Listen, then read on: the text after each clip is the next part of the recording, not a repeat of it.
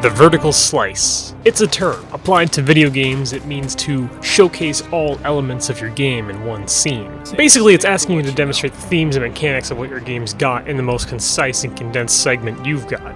Jokingly, it's not always possible. A game keeps coming to my mind, however, whenever I think about the premise of the vertical slice, though. Hitman. Hitman 2, trademark, not Hitman 2 Silent Assassin. We're talking about the 2018 release here. Hitman's a game about skulking about a locale with a list of targets to kill and numerous ways of getting it done. Loud and silent. I don't care much for the game, truth be told. I've played it and Absolution, neither really tickled me. But there's one particular level in Hitman 2 that runs around in my head very often. Hawke's Bay Nightcall. It's the first level of the game. It's a very small level compared to the rest of the others. It's very condensed as it focuses on only killing a single target, whereas all the other levels have anywhere from 2 to sometimes 4 targets. And it is within this very specific condensing that I applaud this small portion of the game so much, because it is one of the best examples I can ever think of when I hear the words vertical slice. You pick the level like you do any other in the game, and it holds all the essence of what you can do in Hitman within this relatively small household on a cold beach. 1 target, 1 civilian, and about 2.5 dozen guards.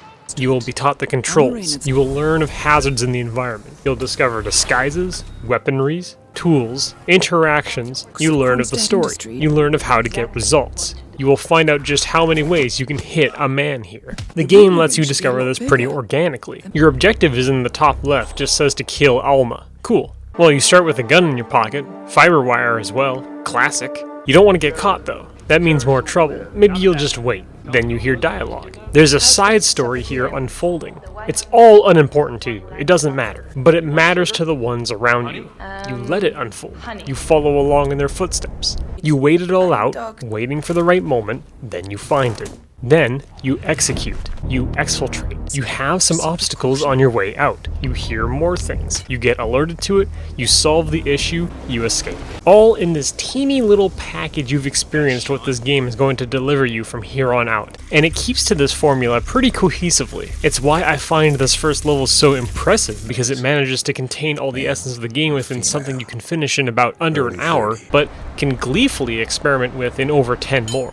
It's a natural calling to try and experiment with what's around. And when you first start up the game, you do not have every tool at your disposal. You can complete challenges and unlock equipment to use on later playthroughs of the levels, but Nightcall gives you the chance at using a lot of what is available. You find a lockpick in a safe room, along with an arsenal to toy with. The lockpick opens up new avenues for you to move about, as well as giving you entirely new means of assassinations available. Not everything is always the same. Sometimes things change, even if it's just a little bit of a minute detail. This level is an absolute epitome of the game, and in that same sense, the rest of the game, I don't care for at all.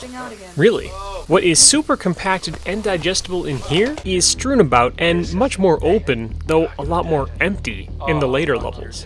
Especially some of them. This little 2-story house hits all the right notes to a T. It's seriously impressive. And what's even more hilarious is that this first level is actually free to play. Well, it was. I'll just edit that out now, I guess. It's like a super refined demo. The vertical slice is presented naturally. Like I said, you discover things very organically in all of this. Very few motions of this level feel forced. Getting in and getting out really is the only things you have to roll along with here. Even then, you'll get other methods later on once you try again. First you're shown movement, then you're given routes to take, interactions with the environment, discovery of elements, then the meat of the game, stealth and positioning, timing, combat. So why do I own this?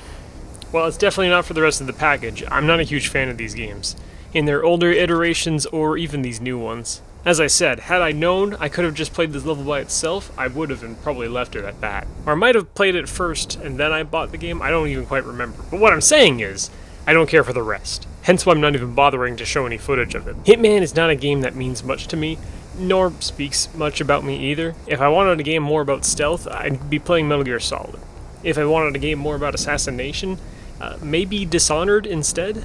So there's no real good reason why I own Hitman. It doesn't reflect any real portion about me.